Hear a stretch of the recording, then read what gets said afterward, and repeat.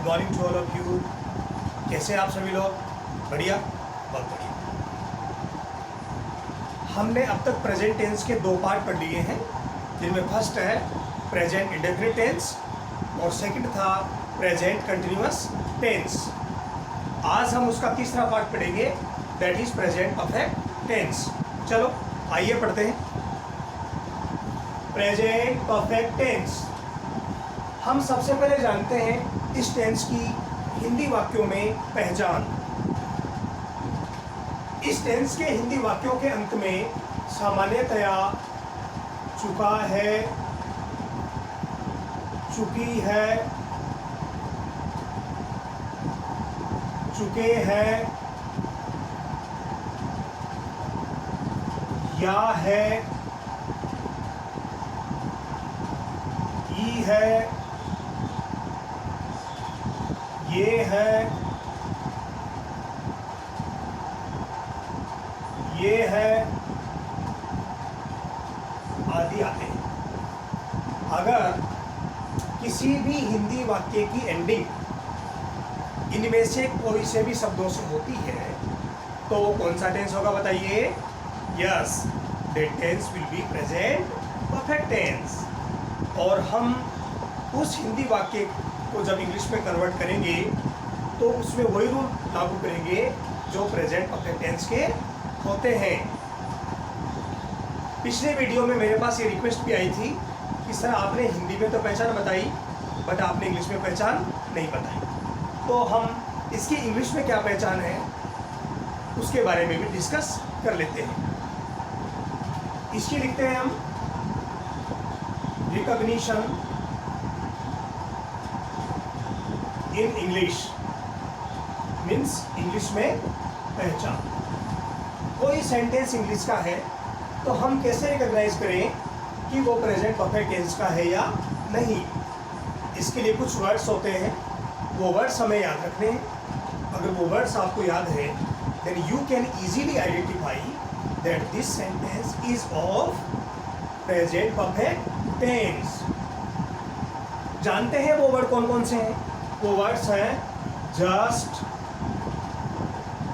yet, already,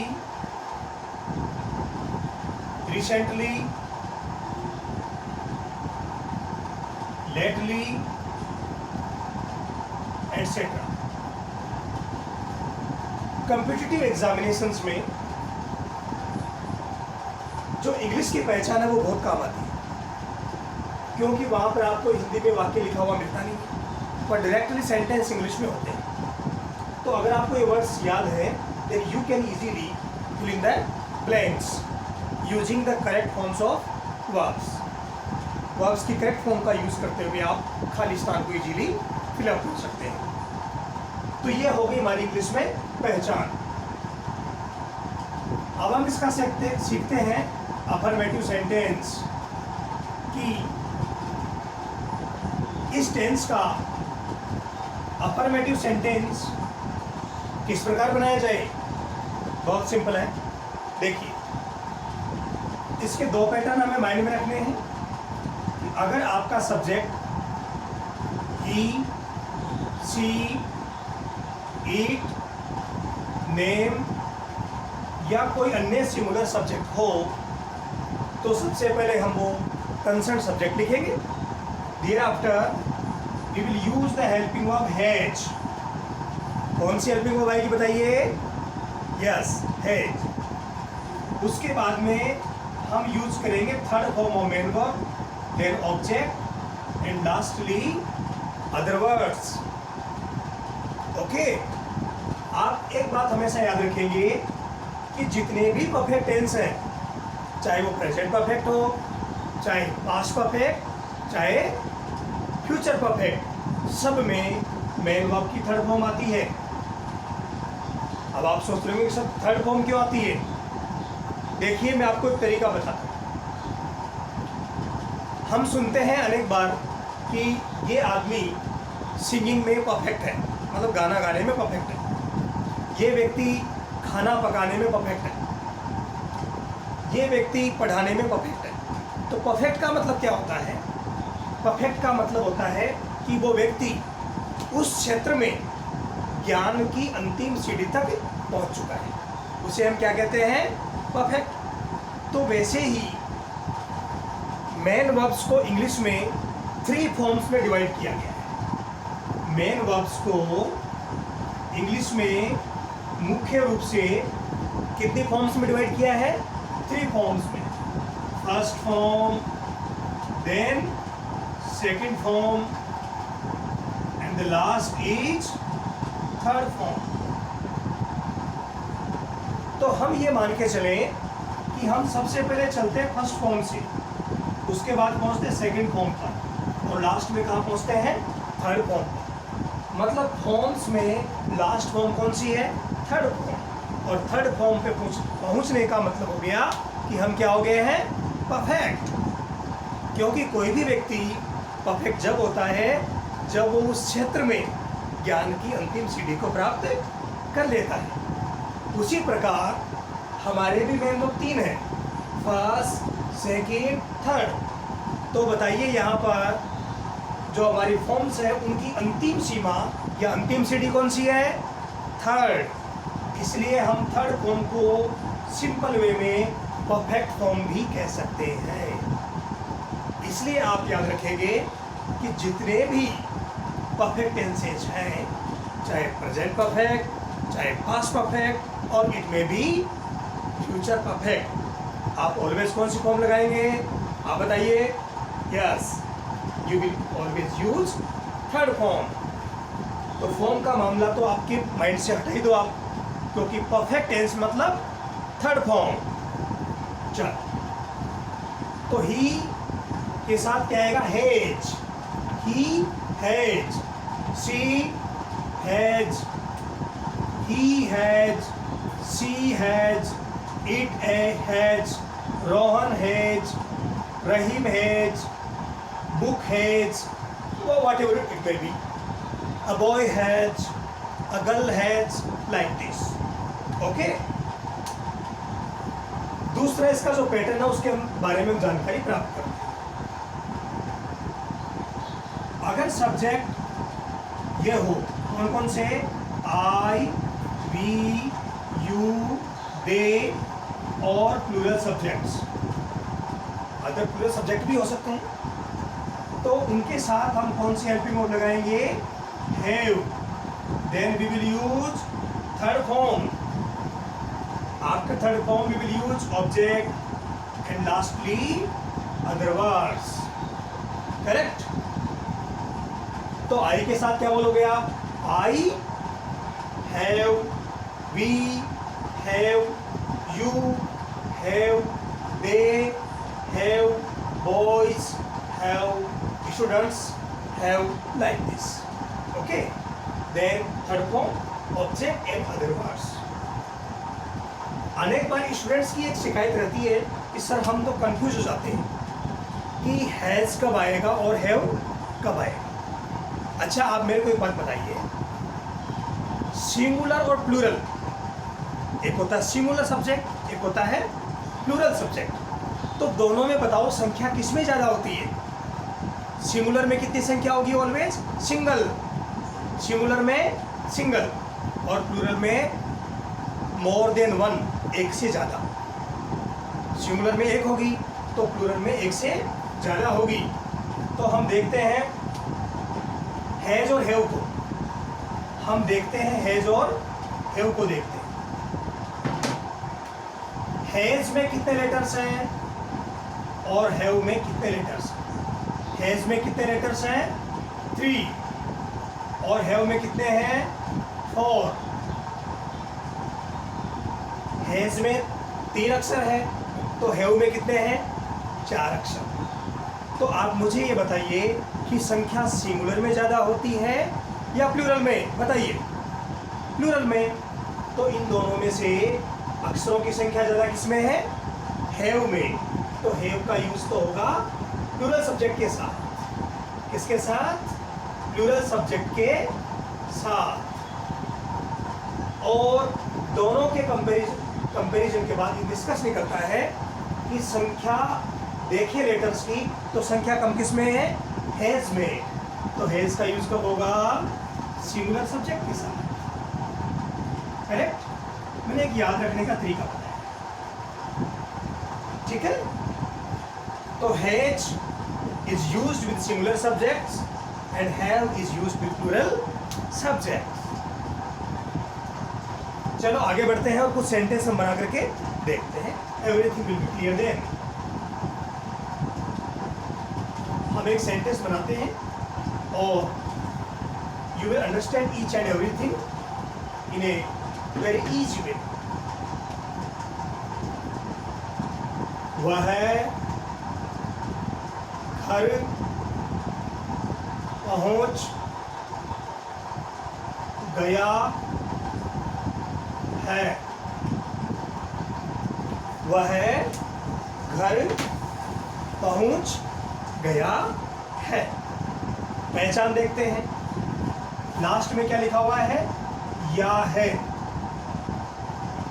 या है देखने से पता चल गया कि this sentence is of present perfect tense. चलो हम बनाते हैं इसको. सबसे पहले लिखेंगे सब्जेक्ट. वह के लिए क्या आएगा? ही. वह के लिए क्या आएगा? ही. ही सिंगुलर सब्जेक्ट होने के कारण कौन सी हेल्पिंग वर्ब आएगी बताइए? Yes, has. He has.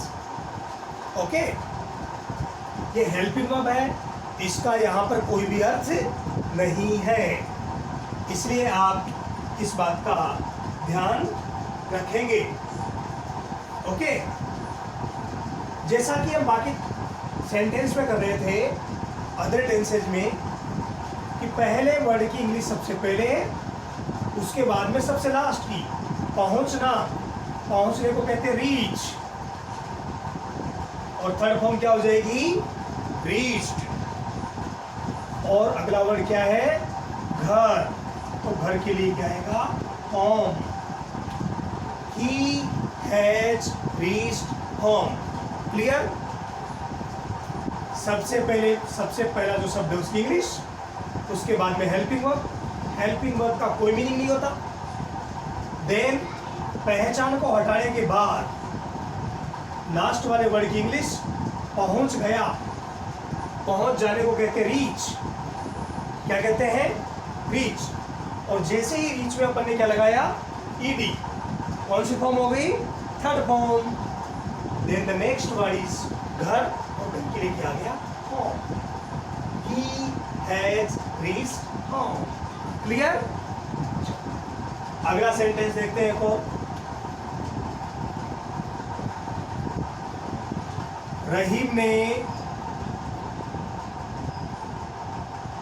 रहीम ने गृह कार्य पूरा कर लिया है. रहीम ने गृह कार्य पूरा कर लिया है. चलो बनाते हैं इसकी इंग्लिश. सबसे पहले पहचान देखते हैं. या है, सबसे पहले हम इसको हटा देंगे. ओके, देन सबसे पहले लिखेंगे हम इधर सब्जेक्ट रहीम.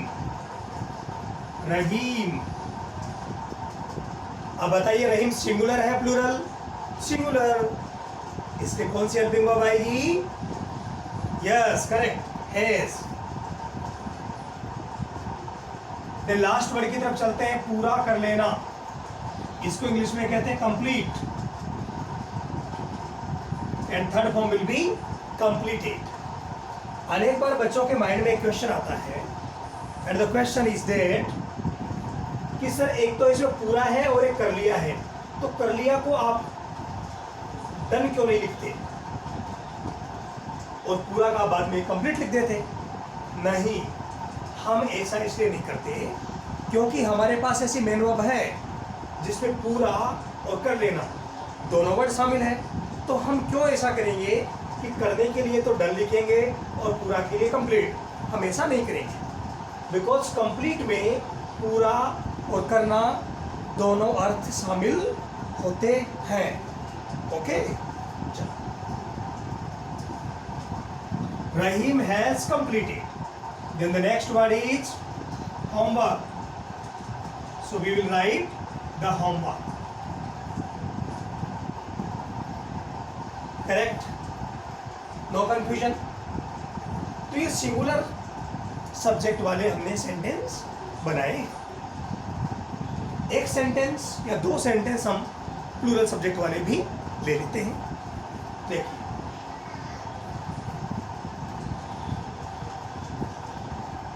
वे खाना तैयार कर चुके हैं। वे खाना तैयार कर चुके हैं। पहचान देखते हैं। पहचान क्या है? लास्ट में चुके हैं। पहचान को आप हटाएंगे। क्यों हटाएंगे? यस, इसलिए हटाएंगे क्योंकि पहचान की जगह कोई भी इंग्लिश वर्ड यूज नहीं किया जाता। यह सिर्फ ये पता करने के लिए है कि कौन से टेंस के नियम कौन से वाक्यों में लगाए जाए। ओके, तो सबसे पहले हम लिखते हैं इसमें सब्जेक्ट वे। वे के लिए क्या आएगा? दे। वे के लिए क्या आएगा? दे। देन हेल्पिंग वर्ब कौन सी आएगी बताइए? हैव। They have. इसका कोई अर्थ नहीं है। अगला वर्ड है तैयार करना। तैयार करने को क्या कहते हैं बोलिए तो? Yes, prepared. वैसे प्रिपेयर कहते हैं अपन, लेकिन थर्ड फॉर्म क्या हो जाएगी? Prepared. Then the next word is खाना। खाने के लिए क्या आएगा बोलिए? Yes, food. They have prepared food. Clear? Any confusion? Okay, चलो हम एक दो सेंटेंस और भी देख लेते हैं। इसमें आपको बस दो तीन बात याद रखनी है। सबसे पहले पहचान जो है, चुका है, चुकी है, चुके हैं, या है, ई है, ये है आदि। दूसरी बात कौन सी? कि इसमें दो हेल्पिंग वर्ब आती है। एक तो has and the second one is have. Has किसके साथ आती है? सिंगुलर सब्जेक्ट के साथ। और हैव किसके साथ आती है? यस, प्लूरल सब्जेक्ट के साथ। और साथ में कौन सी फॉर्म आएगी मेन वर्ब की? Yes, third form. चलो अगला सेंटेंस देखते हैं।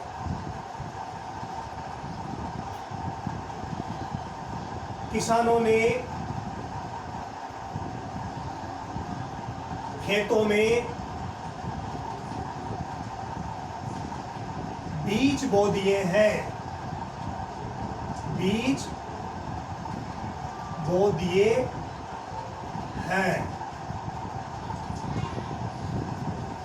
किसानों ने खेतों में बीज बो दिए हैं। लास्ट में क्या लिखा हुआ है? ये है। मीन्स कौन सा टेंस हो गया? Yes, speak out. Present perfect tense. बनाते हैं किसानों। सबसे पहला इस किसानों के लिए इंग्लिश वर्ड आएगा। क्या आएगा? फार्मर्स। फार्मर्स। हेल्पिंग वर्ब कौन सी आएगी? हैव। देन वही पैटर्न इस्तेमाल करेंगे जो हम पहले कर रहे थे। बोना। बोने के लिए आता सो। कौन सी फॉर्म आएगी? Third, that is sown. The next word is बीज। बीज के लिए क्या आएगा बोलिए? Seeds. Okay, then the next word is मे, in. The next word is खेतों, the fields, in the fields. Farmers have sown seeds in the fields। अब हम देखते हैं कि इस टेंस से संबंधित जो क्वेश्चन कॉम्पिटिटिव एग्जाम्स में आते हैं वो किस तरह के क्वेश्चन होते हैं। Let us see. questions related to competitive exams. देखिए एक क्वेश्चन है, fill in the blanks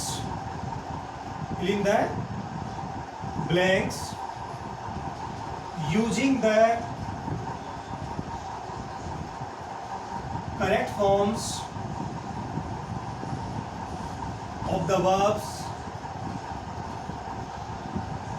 given in the brackets।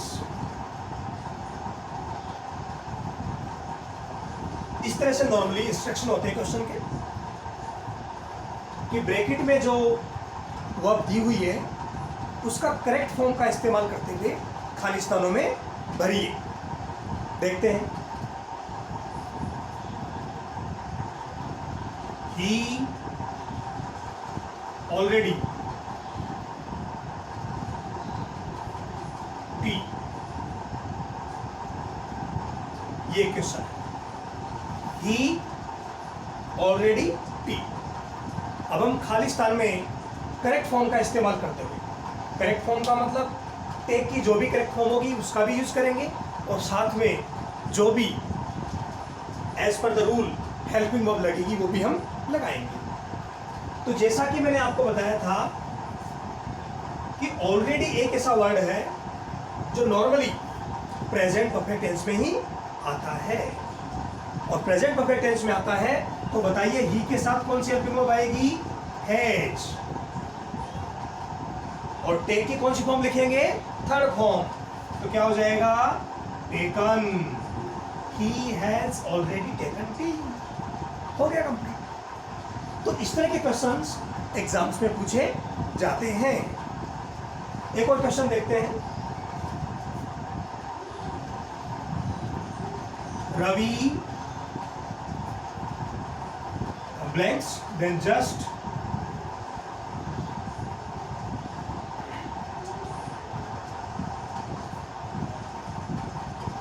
food। Ravi then blanks just food then cook। तो बताओ इसमें क्या वर्ड, कौन सा वर्ड आ गया, जस्ट। इसलिए रवि सिंगुलर है इसलिए क्या लगेगा, has. Ravi has just. Cook की थर्ड फॉर्म क्या आएगी, cooked. Ravi has just cooked food. तो इस प्रकार के क्वेश्चंस कॉम्पिटिटिव एग्जामिनेशंस में पूछे जाते हैं। I think everything is clear regarding this subject. Thank you.